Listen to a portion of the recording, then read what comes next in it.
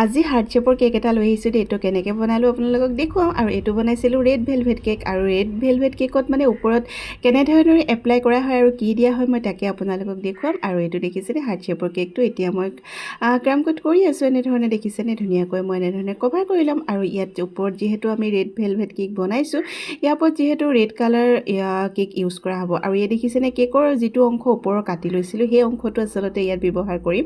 আৰু ইয়াতে অলপ কালাৰ দি লৈছিলোঁ দেই, মই 3 টোপালমান কালাৰ দি লৈছোঁ, জেল কালাৰ। আৰু এয়া দেখিছেনে তাত ধুনীয়াকৈ ভাঙি কৰি এখন চালনী এখনত লৈ লৈছোঁ আৰু এনেধৰণে এপ্লাই কৰিছোঁ।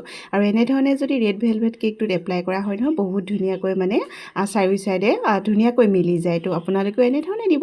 আৰু যদিও হাতেও দিব পাৰি, হাতে দিলে কিন্তু অকণমান গোটা গোটা হৈ থাকে, এইটো দেখিবলৈ তেতিয়া ভাল নালাগে। আৰু যদি এনেকৈ চালনী এখনে ধুনীয়াকৈ চালি যদি ওপৰত দিয়া হয় বহুত ধুনীয়া লাগে। আৰু দেখিছেনে কাষৰ অংশত মই এনেধৰণে দি দিছোঁ। আৰু ইয়াৰ লং ভিডিঅ' কিন্তু দিয়া আছে।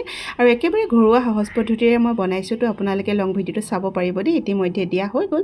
আৰু এই দেখিছেনে কেনেকুৱা লাগিছে আপোনালোকে জনাব। আৰু এইটো মই লৈছোঁ নুৰ 44 নজেল। আৰু নুৰ 44 নজেলেদি মই এপাপ ফুল বনাই তাৰ ওপৰত এপ্লাই কৰিম। আৰু ইয়াত যিহেতু প্ৰপাৰ ৰেড কালাৰটো নাহে, জেল কালাৰটো ব্যৱহাৰ কৰিলোঁ, তো সেইটো কাৰণে মই ডাষ্ট কালাৰ ব্যৱহাৰ কৰিম, মানে এটা স্প্ৰে কালাৰ ব্যৱহাৰ কৰিম। আৰু দেখিছেনে এনেধৰণে ধুনীয়াকৈ ফুলকেইপা বনাই ল'লোঁ।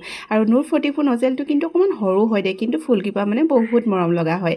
ডাঙৰ নজেলটোতকৈ নুৰ 44 নজেলটোৱে বনোৱাক মানে ফুলকেইপা বেছি মৰম লাগে। এই চাওকচোন কেনেধৰণে বনাইছোঁ দেখিছেনে। আৰু আপোনালোকেও যদি বনাম বুলি ভাবি আছে তেতিয়াহ'লে ৰেড ভেলভেট কেক এটা ঘৰতে এপ্লাই কৰিব পাৰিব দেই। তো আজিলৈ আহোঁ, বাই।